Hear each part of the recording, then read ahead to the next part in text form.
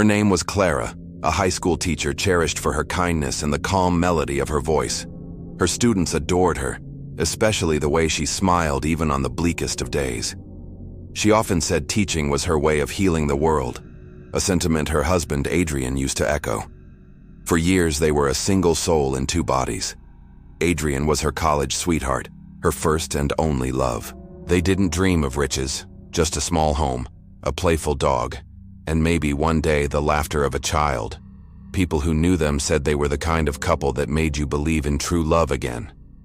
But life, as it often does, began to test them. Adrian lost his job and the weight of unpaid bills slowly crushed their spirits. Laughter became a distant memory, replaced by the sharp sting of arguments. Clara, ever the optimist, tried desperately to hold their world together, clinging to the belief that their love was strong enough to fix anything. One Monday morning, under a deceptively peaceful sky, she woke up early. Leaning over, she kissed Adrian's forehead and whispered her usual farewell. "I'll see you tonight." He didn't reply. His eyes just stared blankly at the ceiling.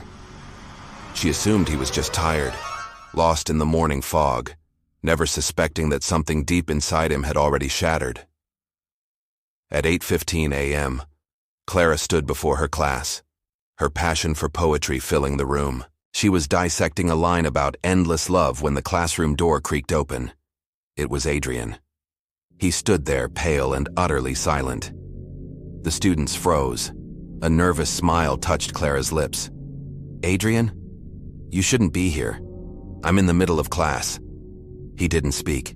He just walked toward her, each step slow and heavy. That's when she saw his hands trembling.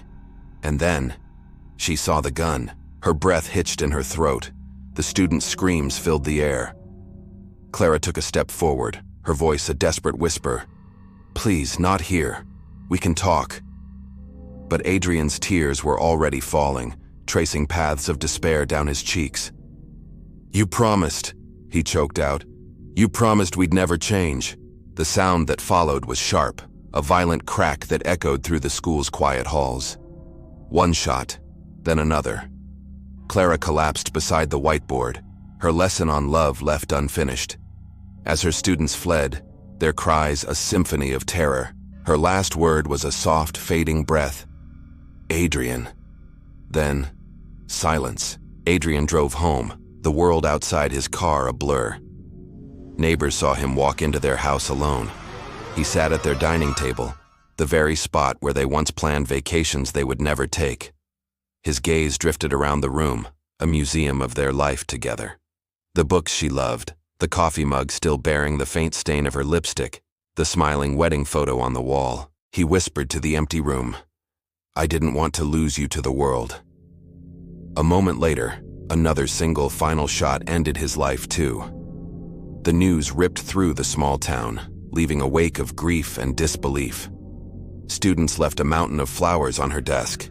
The school, heartbroken, created a memorial garden in her name. For weeks her chair remained empty, her elegant handwriting still visible on the board.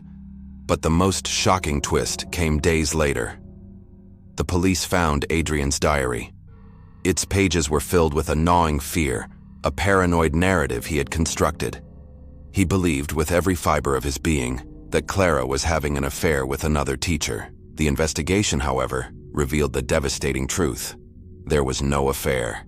The man Adrian suspected was gay. Clara, in her typical kindness, had simply been helping him plan a surprise proposal for his boyfriend. Adrian never knew. His jealousy had spun a fantasy of betrayal, a story that consumed him whole. The diary's last, chilling line read, "If I can't have her love, I'll keep her memory." This tragedy became a dark lesson for the community. The students who once learned about poetry from Clara now understood a harsher truth: how love, when twisted by insecurity and pain, can become a force of utter destruction. Yet, even in death, Clara's light could not be extinguished. Her students started an annual Day of Kindness in her honor, a testament to the teacher who taught them that love was meant to heal, not to possess.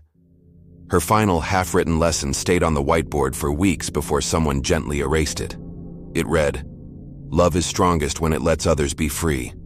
Thank you for joining us for this story. If you were moved, please Please consider liking this video and subscribing to our channel for more content that makes you think and feel.